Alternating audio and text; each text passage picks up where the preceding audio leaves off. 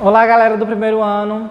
Vamos então dar continuidade aí no nosso livro 2, né? Nós estamos aí no capítulo 6 do livro 2. Esse capítulo 6 aí vai ser uma continuação do que nós vimos no capítulo 5, que vamos pegar principalmente essas questões do tectonismo e as suas relações diretas com a sociedade atual, né? Nosso capítulo 6 aí vai ser marcado com o título principal, Sociedades Vulneráveis perante ao tectonismo. Lembrando que o tectonismo é um evento geológico, né, marcado pelas ações que a crosta terrestre, através dos seus abalos, provocam na litosfera. Então nós temos aí um evento totalmente voltado para a questão no qual o humano ele não pode controlar, ele apenas pode se prevenir. Através do tectonismo aí pode gerar grandes destruições, como no qual nós vamos ver agora na aula. Atividade vulcânica, né? Como é então que surge atividades vulcânicas? As atividades vulcânicas elas vão surgir em um amontoado, ou seja, uma constituição, uma compilação de alguns fatores, como é o caso de formação de gases esses que vai vir através do magma fluido, né? Esses gases aí somados mais às altas temperaturas que estão no interior da Terra, lembrando aí que o magma ele chega a mais de 2.000 graus Celsius, e lembrando também que existe o grande peso da rocha sobre os magmas, rocha essa que é a litosfera no qual nós pisamos. Então, juntando esses gases, juntando aí esse magma que está abaixo da litosfera e o peso que existe na crosta, vai fazer com que haja regiões que vão se fragmentar, vão se racharem. Essas regiões aí rachadas vai ter uma grande elevação da pressão na atmosfera, fazendo com que saia essa grande quantidade aí de pressão, como fosse uma panela de pressão. A panela de pressão, quando chega a um certo ponto, para aliviar aquela grande quantidade de calor e grande quantidade de pressão existente no seu interior, ela faz com que aquele pito gire e saia aquela grande quantidade de vapor, certo? Então nós temos aqui um mapa das placas tectônicas mundiais. Vocês podem perceber que existe aqui as 13 placas tectônicas, cada uma na sua posição. Esse mapa aí vai ser marcado principalmente por regiões onde há limite das suas placas tectônicas. Todos os locais que vocês perceberem que existe aí um limite de duas placas tectônicas, haverá uma grande intervenção de vulcões, ou seja, essa região aqui, ó, marcada no Pacífico, né? Pega aqui a região da Ásia, região da Austrália e a região da América é chamado de Círculo do Fogo do Pacífico ou Círculo do Fogo. É uma região marcada principalmente por grande instabilidade de placas tectônicas. Placas tectônicas essas que estão no limite convergente no qual nós falamos na aula passada, né? Essas placas tectônicas se mexem diariamente e mexendo-se vai ter uma grande destruição naquela região. Elas se chocam, vai ter uma grande liberação de energia. Essa energia liberada vai surgir vulcões, vai surgir terremotos, vai surgir erupções vulcânicas e vai surgir também alguns maremotos, tá? Essa região aqui, atualmente, foi uma região, né, nos dias anteriores, semana passada, foi uma região no qual houve uma grande explosão de novos vulcões, como é o caso do vulcão Krakatoa, que voltou novamente a ter voltou a ter, no caso, né, alguns tipos de abalos sísmicos. Essa região, chamada Círculo do Fogo, é a região que está constantemente marcado por uma grande quantidade de vulcões. Temos até aí filmes que falam sobre isso, entre outros, tá? Aqui nessa imagem, né, nessa imagem que nós vamos mostrar, que no caso não é uma imagem, é um vídeo, vai mostrar como é que surge um vulcão, né? Inicialmente nós temos a grande quantidade de magma, nessa câmara de magma, logo aqui abaixo da crosta terrestre. Nós temos então um manto, nós temos a crosta e nós temos aqui o oceano, né? O que é que nós temos? Uma grande liberação aqui dessa pressão que exerce esse magma. O magma exerce uma grande pressão na crosta terrestre. A crosta então se fragmenta através de grandes rachaduras E essa fragmentação haverá uma grande liberação de magma, que quando ele chega nessa superfície oceânica, ele automaticamente vai resfriar. Resfriando, ele vai formar uma certa ilha. Ilha essa que pode ser uma ilha de vulcão ativo ou vulcão inativo, dependendo aí da sua localização, tá? Então, essa ilha que se forma e as ilhas que existem atualmente são ilhas vulcânicas, ilhas que no interior da crosta terrestre, no magma, vai se fragmentar essa crosta terrestre e liberar magma até a sua superfície, formando então uma grande ilha vulcânica. Nós temos aí no livro de vocês também tem um esquema aí de um vulcão que ele vai mostrar as partes de um vulcão. Nós temos aqui a câmara magmática, que é o local onde vai se localizar o manto, né? A partir dessa câmara magmática aí vai ser expelido esse magma para fora desse vulcão, no seu cone vulcânico. Então, o magma no interior da Terra, né, é chamado, no caso, essa grande líquido espesso no interior da Terra é chamado de magma. Quando ele é expelido pelo vulcão, é chamado de lava. Então, eu posso chamar esse líquido aí quente de magma ou de lava, dependendo aí da localização onde ele vai se encontrar. Eu vou ter o cone vulcânico, que é toda essa arquitetura formada pela grande liberação de magma resfriada com o passar do tempo. Eu vou ter a cratera, que é o local onde vai ser expelido esse magma. Eu vou ter cratera ou chaminé, tá? Vai ser o local onde vai ser expelido esse magma aí. E eu vou ter também os piroclastos. E o que são piroclastos? Piroclastos é a poeira tóxica que vai sair desse vulcão, as rochas também que vão sair desse vulcão, tá? Toda essa conjuntura aqui formada pelo vulcão é chamado de piroclastos. É o que o vulcão expele, além do magma, aquelas grandes quantidades de lava expelida, lava essa que são mais de 2.000 graus de temperatura, as rochas também que vão ser expelidas pelo vulcão, bastante quentes, que ao entrar em contato com alguma superfície ou com algum tipo de material, automaticamente vai gerar uma combustão, tá? Esse pedaço aqui foi um pedaço marcado no livro de vocês, certo? Eu tirei um print e coloquei aqui esse pedaço no livro de vocês que eu achei bastante interessante, principalmente para a gente perceber que a semana passada, né, na primeira semana de abril, nós tivemos a explosão do vulcão Krakatoa novamente, ele voltou a explodir. E o que foi esse vulcão Krakatoa? Foi um grande conjunto de vulcão formado na região da Malásia, né, que é a região da ocidental, certo? Esse vulcão aí, quando entrou em erupção em 1883, ele provocou uma explosão, um grande desmoronamento, fazendo com que houvesse terremotos a mais de 4.800 quilômetros de distância, ou seja, a região da África, região da Índia, região da Oceania e toda a região do Sudeste Asiático, impactou, sofreu com esses abalos, teve a influência aí desses abalos. Então nós temos aí o vulcão Krakatoa, né, em 1883, como era aquela região do vulcão e como ficou aquela região do vulcão logo após aí a grande explosão, né? Vocês podem perceber que houve aí a destruição daquelas ilhas vulcânicas e houve aí também uma grande perda aí de território superficial, tá?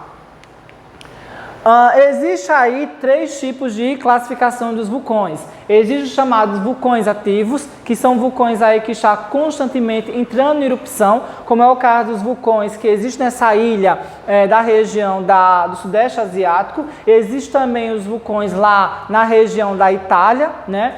Existem os vulcões dormentes, que são vulcões aí que praticamente entraram em erupções há milhares de anos atrás ou há milhões de anos atrás, porém se encontram em regiões de grande instabilidade sísmica. E existem os vulcões extintos, que são áreas, né? São vulcões antigos que estão em áreas onde não haverá mais contato de placa tectônica e não há nenhum tipo de preocupação com isso aqui, como é o caso do Brasil. Vamos falar um pouco mais adiante. O que é que nós temos aí, né? Os perigos do vulcão. Quais são os perigos que o vulcão pode apresentar para a sociedade humana? Além da sua explosão, né, o derramamento de lava que vai aí fazer com que haja uma grande destruição onde passar essa lava, já que vai estar incendiada a mais de 2.000 graus Celsius, até rochas vão ser derretidas com esse calor. Tem os piroclastos, como foi falado lá naquele desenho do vulcão. Eles vão provocar incêndios, porque os piroclastos que vão sair dessa nuvem de fumaça essa voltada principalmente por ser um dióxido de enxofre, né? É uma fumaça totalmente tóxica. Os piroclastos vão ser grandes ou pequenos fragmentos de rochas vulcânicas, rochas essas cobertas por lava, vão aí entrar em contato em regiões que vão entrar em combustão, florestas, cidades, entre outras superfícies, e também essa grande liberação de monóxido de carbono, monóxido de enxofre, que ao contato com os poros humanos, né, a respiração humana, pode provocar asfixiamento e até mortes. Nós também temos as cinzas que irão prejudicar o tráfego aéreo, né? Essas cinzas aqui, cinza totalmente escura, não vai ter como os aviões perceberem se há alguma barreira física ou alguma barreira natural, certo? As condições climáticas naquela região também irão mudar, já que essa região aqui vai ficar uma região sem incidência de raios solares por alguma época, né? Essas regiões, no caso aqui, condições climáticas, pode ser local, pode ser global, dependendo aí da quantidade de explosão ou da quantidade de fumaça liberada por esse vulcão. Lembrando que a de Krakatoa houve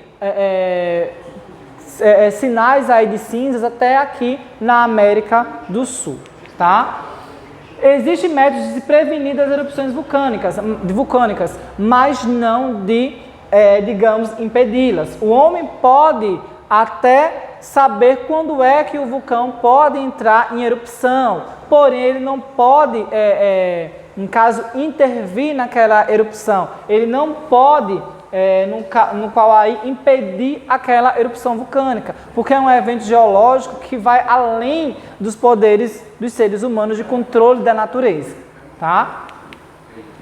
Porém, né, temos pontos positivos aí com a utilização de vulcões próximo à sociedade. Por quê? Os vulcões, eles podem ter aí, né, próximo aos vulcões, sempre vão ter grande quantidade de magma. E esse magma aí, ele vai ser utilizado para o desenvolvimento de energia geotérmica, que é a energia no qual você retira da força do magma. Energia essa que é retirada através da união entre água e calor, desenvolvendo vapor, e esse vapor aí vai fazer com que haja um giro nas suas turbinas das indústrias, tá? O turismo, regiões geladas, como é o caso das regiões nórdicas, regiões da Suécia, existem hotéis no qual estão próximas às regiões que existe aí grandes quantidades de geysers, né, que são aquela grande quantidade de água fervente que sai do interior da Terra, e águas mornas, próximo a regiões aí totalmente geladas. Também nós temos a produção agrícola, né? Há regiões aí onde há um grande desenvolvimento de lava vulcânica ou regiões aí que tiveram derramamento dessa lava vulcânica, são regiões no qual existe um solo voltado para o trabalho agrícola naquela região. Não é necessário você utilizar grande quantidade de insumos agrícolas, já que aquele solo vai ser um solo totalmente rico em nutrientes, principalmente em certos minerais que ajudam a sua autoprodutividade, ok? Então nós temos pontos negativos e pontos positivos aí em ter vulcões próximo a uma sociedade. E aqui no Brasil, como é que a gente pode perceber que houve vulcões ou não houve vulcões aqui no Brasil? Através principalmente do seu solo, da sua estrutura geológica. Atualmente, como nós vimos na aula anterior, o Brasil está em cima de uma placa tectônica. Isso quer dizer que o Brasil ele não tem aí nenhum tipo de choque de placa tectônica, posteriormente o Brasil não vai ter abalo sísmico, vulcanismo, tectonismo ou algo semelhante. Porém, há milhares de anos atrás, há milhões de anos atrás, quando nós estávamos na época mesozoica, quando o mundo, aliás, estava na era mesozoica, o Brasil possuía grandes quantidades de vulcões em seu interior. Esses vulcões aí ajudaram a desenvolver os solos férteis que o Brasil tem hoje, principalmente entre o estado de Goiás até a região do Paraná, pegando aí a região de São Paulo e a região do Mato Grosso do Sul. Essa região que está no solo brasileiro é marcada pelo nome de terra roxa ou solo de terra roxa. Esse solo aí, um solo avermelhado, ele tem um nome originário dos imigrantes italianos, que tem o roxa, né, como a sua fala, o seu modo de falar vermelho, tá? Então esse solo avermelhado aí é um solo de derramamento vulcânico há milhares de anos atrás, que posteriormente é um solo voltado para a agricultura naquela região. A agricultura essa que é bastante desenvolvida entre a região centro-oeste e a região centro-sul do Brasil. Por outro lado aí, nós temos as regiões onde ocorre o choque da placa tectônica ou o desmoronamento aí, ou a acomodação do relevo, e a região onde nós podemos constatar esse evento visualmente. Nós temos o chamado hipocentro, é o local abaixo da superfície terrestre, né? É um local aí abaixo da crosta terrestre, onde ocorre o choque de placa tectônica, ou local onde ocorre a acomodação do relevo. Esse local aí é chamado hipocentro, está em uma determinada distância da superfície terrestre. E nós temos o epicentro, que é o local onde é visível ver as causas da destruição desse abalo sísmico. Posteriormente aí, nós temos uma escala que vai medir esse abalo sísmico ou essa acomodação do relevo. Essa escala é chamada de escala Richter e vai de 0 até 10 graus. Né? Atualmente nós não tivemos ainda 10 graus de abalo sísmico. Chegamos a 9,6 graus, ou a 9,8 graus, que foi o maior abalo sísmico em toda a região do planeta, tá? A acomodação de relevo que nós percebemos aqui na região de Alagoas não é terremoto, né? Muitas reportagens afirmam que foi terremoto, que houve terremoto, mas não há terremoto aqui no Brasil. Inclusive, não existe terremoto aqui em Alagoas. E o que houve, então, para a terra se tremer, a terra se mexer aqui em Alagoas, aqui em Arapiraca, em alguns bairros de Arapiraca? Houve apenas uma acomodação do relevo. Como nós vimos, o relevo brasileiro é um relevo bastante antigo e existem algumas rachaduras nesse relevo. Com o passar do tempo, a cidade pesada, ela começa a fazer pressão nesse relevo, com o qual faz ele se acomode. Acomodando vai fazer com que haja uma certa instabilidade no solo, que não passa de alguns tipos de, digamos que, abalos sísmicos de locais propícios, de lugares aí bastante, digamos que, específico. Não é em todas as regiões, tá?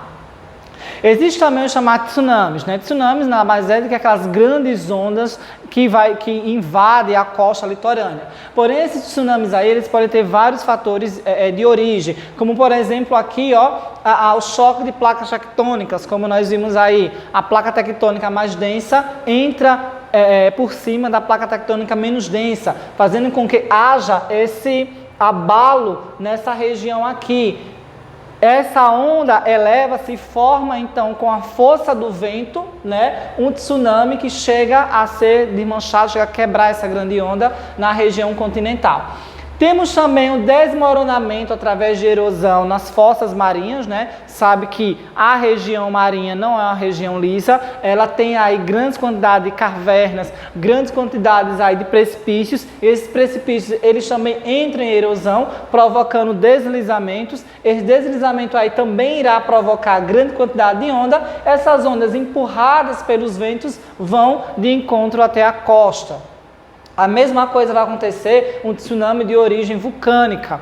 esse vulcão entra em erupção dentro do oceano e esse vulcão aí também irá provocar uma grande onda de tsunami. Essa onda aí também quebrará na região litorânea.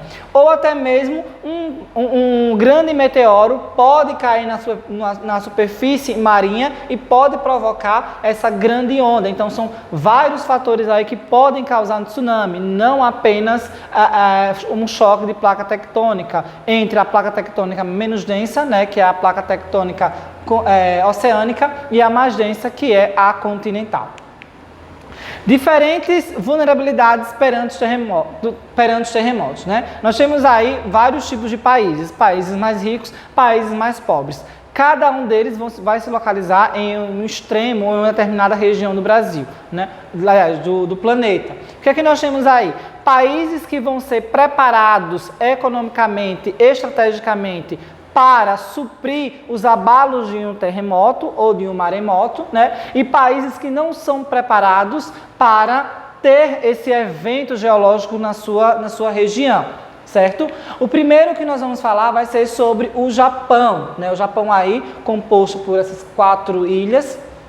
E o Japão aí ele se encontra na chamada região do Círculo do Fogo do Pacífico, ou seja, é uma região no qual vai ser encontrada grandes quantidades de placas tectônicas que estão em constante choque, em constante distanciamento, fazendo com que essa região seja uma região de intensa atividade sísmica, fazendo também com que o Japão esteja apto a receber abalos sísmicos diariamente, com uma grande frequência, né, chegando a ser bastante expressivos ou menos expressivos. Aqui é uma foto do Japão, né, de uma região do Japão, no qual houve aquele grande terremoto em 2011. Né? Você pode perceber que na época do Japão, do terremoto, 2 anos depois, a cidade totalmente construída, totalmente revestida aí pelas forças do homem. Por quê? O Japão, como ele tem essa experiência em estar em uma região de alta intensidade vulcânica de terremoto, ele já está preparado, toda a sua infraestrutura já está preparada a receber esses abalos sísmicos. Eles vão sentir um pequeno impacto, dependendo aí da força desse terremoto ou desse maremoto. Rapidamente o Japão, como é um país rico, ele vai se reestruturar, se restaurar devido às condições financeiras que ele vai ter. Já o Haiti, né, que fica aqui nessa região da América Central, é uma ilha, né? O Haiti, ele é o país mais pobre da América. Posteriormente, o Haiti é um dos países mais pobres do mundo. Houve um terremoto em 2010 nessa região aí, né? Esse ano, em janeiro desse ano, completou 10 anos. O Haiti, ele sofreu um grande terremoto em 2010 e até hoje ele sofre com a sua destruição em toda a sua infraestrutura. 10 anos depois desse terremoto, o Haiti continua totalmente destruído. Por quê? Porque ele não tem condições econômicas, condições suficientes para se reestruturar, se restaurar como o Japão, certo?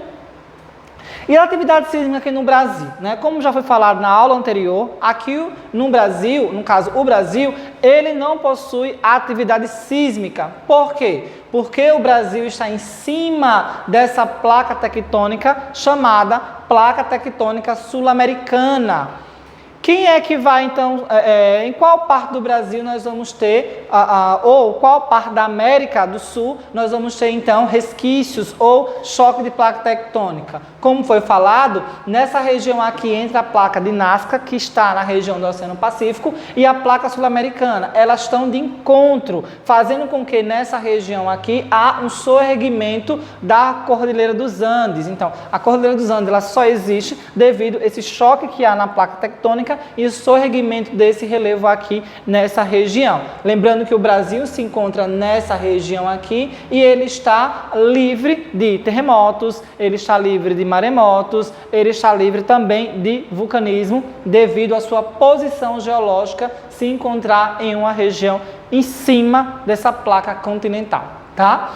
E para finalizarmos aí, nós temos as atividades do livro, né, que vai da página 27 até a página 31, fazendo uma revisão de todo o estudo aí que nós trabalhamos no capítulo 6 do livro 2, ok?